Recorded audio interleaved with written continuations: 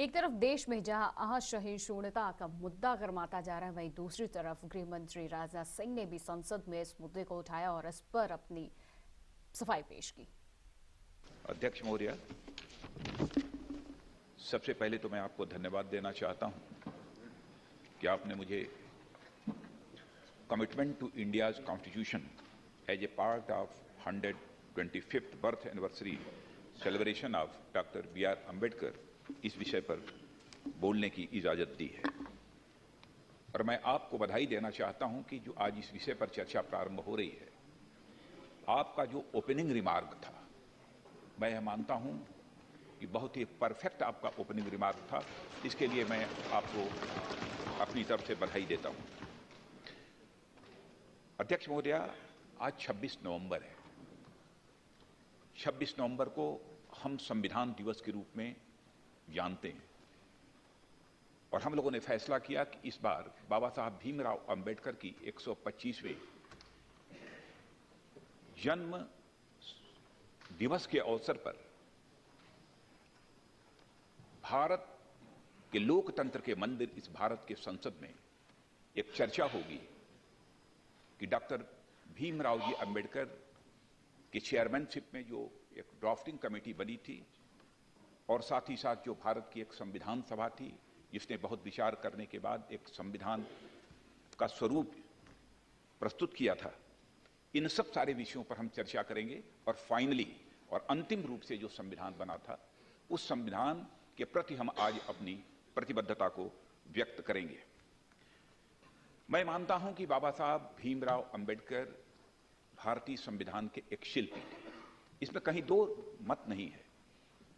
जो भारतीय संविधान आज हमको प्राप्त हुआ है, जिसे हमने अंगीकार किया है, अध्यक्ष महोदया, उसमें बहुत सारे महापुरुषों का योगदान है।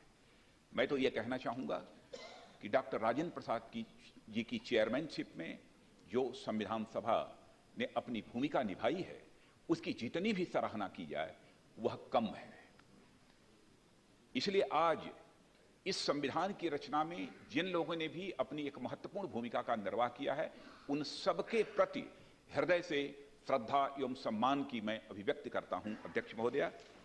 और इतना ही नहीं, महत्वपूर्ण भूमिका एक ड्राफ्टिंग कमेटी के चेयरमैन के रूप में डॉक्टर भीमराव जी अंबेडकर की रही है, जिनकी की 125वीं हम यहां पर जयंती वर्ष मना रहे हैं।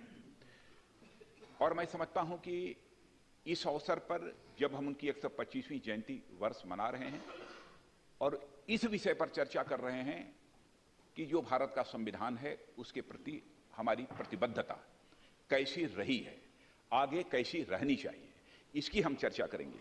तो मैं समझता हूं कि यह अंबेडकर जी की जयंती वर्ष की सबसे बड़ी उपलब्धि है कि आज हम भारत के संविधान की प्रतिबद्धता के संबंध में इस लोकतंत्र के मंदिर भारत की संसद में आज चर्चा कर रहे हैं। अध्यक्ष महोदय, 15 अगस्त 1947 को हमारा देश आजाद हुआ। इस हकीकत से भी हम अच्छी तरह परिचित हैं। जब हमारा देश आजाद हुआ था तो कई रियासतों में, सैकड़ों रियासतों में बटा हुआ था। 565 रियासतों की बात कही जाती थी, बटा हुआ था।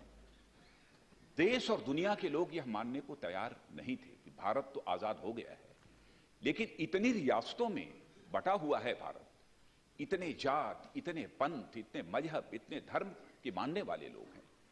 यह भारत क्या एक रह पाएगा? क्या यह भारत एकजुट रह पाएगा? लेकिन इसमें सबसे महत्वपूर्ण भूमिका सारी रियासतों को भारत में विलय कराने के लिए किसी की रही है, तो उस महापुरुष का भी मैं आज स्मरण करना चाहूंगा, सरदार वल्लभ भाई पटेल।